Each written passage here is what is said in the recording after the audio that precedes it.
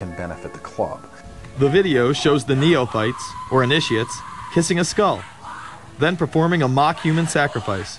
Horrific screams caught on tape include chants of, "The devil equals death, death equals the devil." True.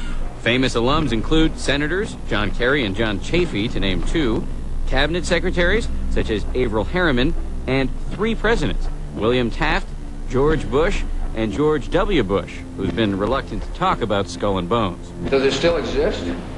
The thing is so secret, I'm not even sure it still exists. Former Skull and Bones members and current members have been presidents, heads of the CIA, senators, heads of business. I mean, huge, huge corporations.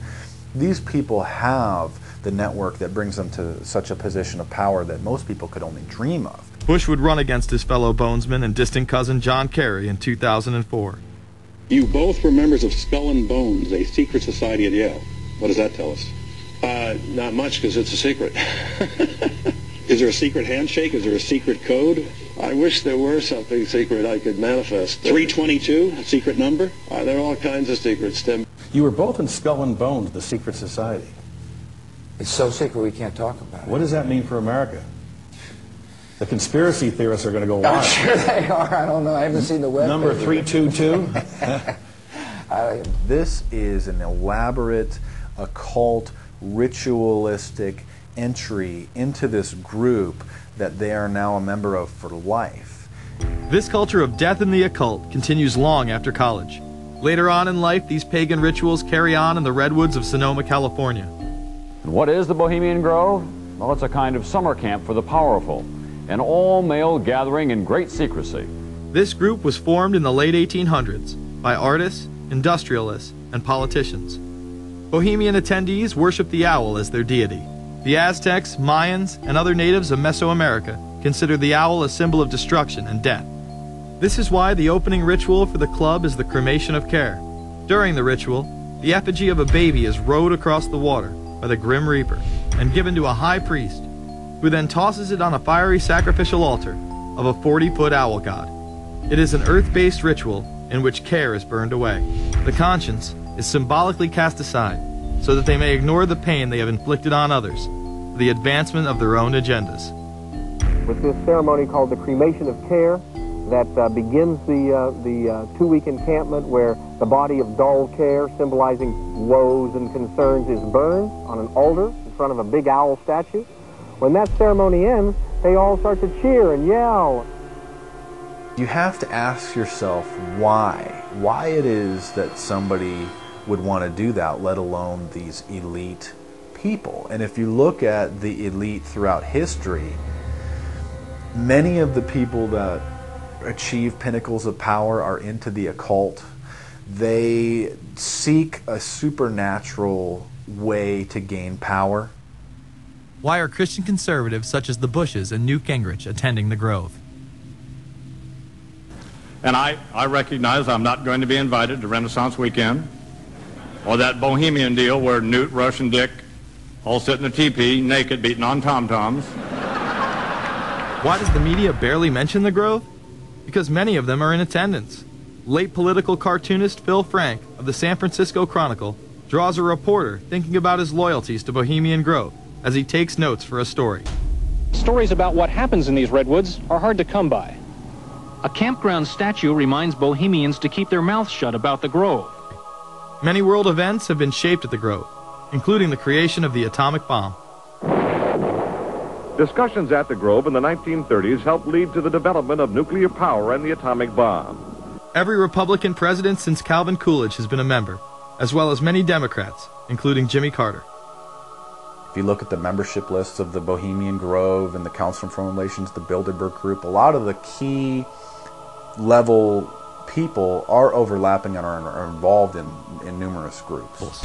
In addition to pagan rituals that take place there, this all-male club also deals with darker themes through the plays Montezuma, which feature Aztec human sacrifice, and Faust, which feature Mephisto. Some of these plays are disturbingly flamboyant. Many of the elitists have a penchant for cross-dressing and singing show tunes.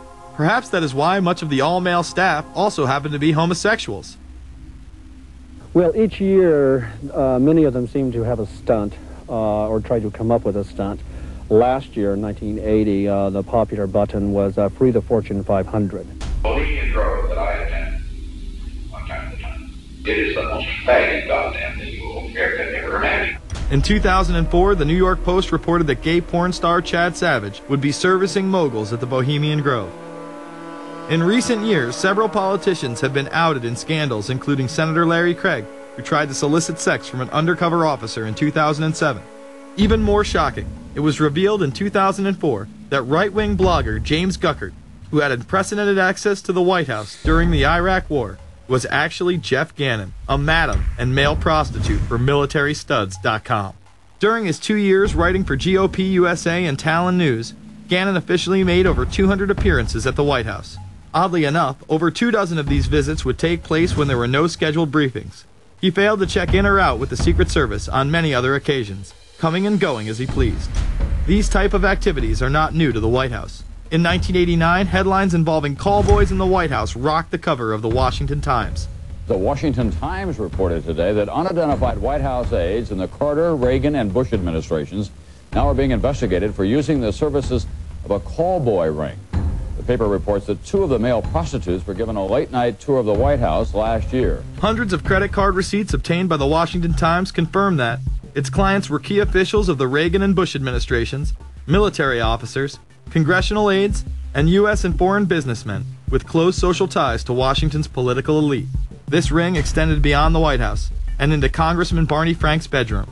Barney Frank, one of 2 openly homosexual members of Congress, acknowledged having used a male prostitute, whom he then hired as a personal employee. The man had keys to Frank's basement apartment on Capitol Hill. Frank paid him approximately $20,000 out of his own pocket to be his housekeeper and driver.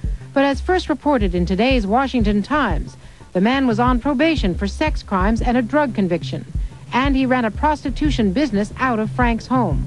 Although Frank tried to claim ignorance, Stephen Goby, the prostitute in question, claimed that Frank was completely aware of what was going on, and was even receiving free and discounted sexual services.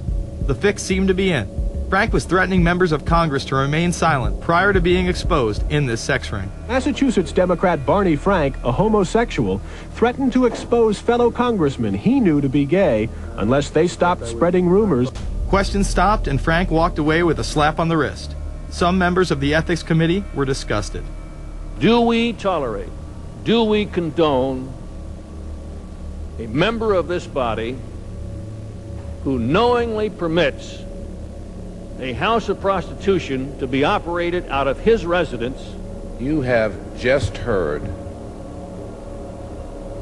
one of the most edited, selective garbage that has ever been put forth, in my opinion, in this House. Again, we see people of the highest levels of power involved in the most repulsive and decadent of crimes.